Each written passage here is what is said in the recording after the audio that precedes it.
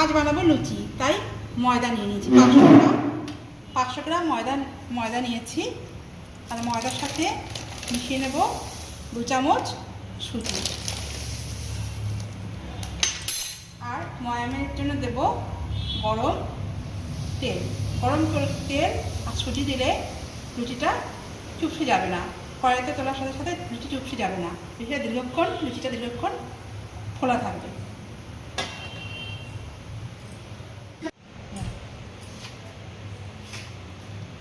এবার এর মধ্যে দিয়ে দেবো 1 চামচ লবণ আর দিয়ে দেবো চিনি। আমি 3 চামচ চিনি দিয়ে দিলাম।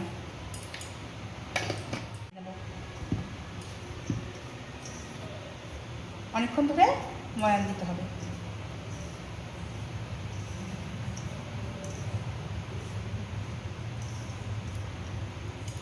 ময়ান দেওয়া হয়ে গেছে, ভালো করে ময়ান দিয়ে নিয়েছি। এবার ময়দাটা অল্প অল্প করে জল দিয়ে মেখে নেব। ময়দাতে কিন্তু একবারে জল দেওয়া যাবে না, অল্প অল্প করে জল দিয়ে ময়দাটা খুব ভালো করে নরম করে ময়দাটা মেখে নিতে হবে। ময়দা মাখা যত ভালো হবে লুচিও তত ভালো হবে। কিছুক্ষণ ধরে এইভাবে ঠেসে ঠেসে মেখে নেব। ময়দাটা খুব ভালো করে এইভাবে মেখে নিতে হবে।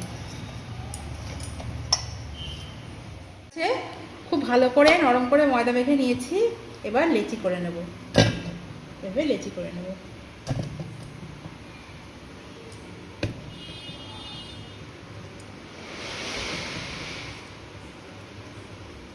এভাবে প্রথমে লেচিটা কেটে নেব, পরে গোল গোল করে নেব। লেচি কেটে নিয়েছি, এবার লেচি এইভাবে গোল গোল করে নেব। একটা একটা করে লুচি এভাবে বেলে নেব। তেল গরম হয়ে গেছে, এবার লুচি দিয়ে দেব।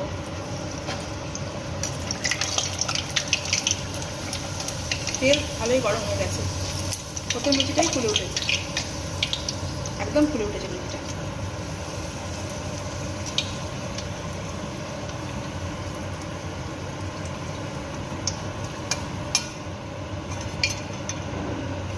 এবার তুলে নেব। লুচি ভাজা হয়ে গেছে। এই লুচিটাও দেখুন এরকম ফুলেছে, খুব সুন্দর ফুলেছে। এই লুচিটা খুব সুন্দর ফুলে উঠেছে।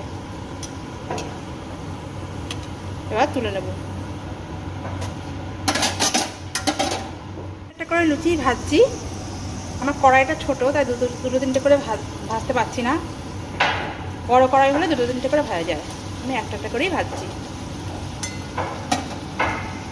লুচি ভাজা হয়ে গেছে, আর কিছু বাকি আছে।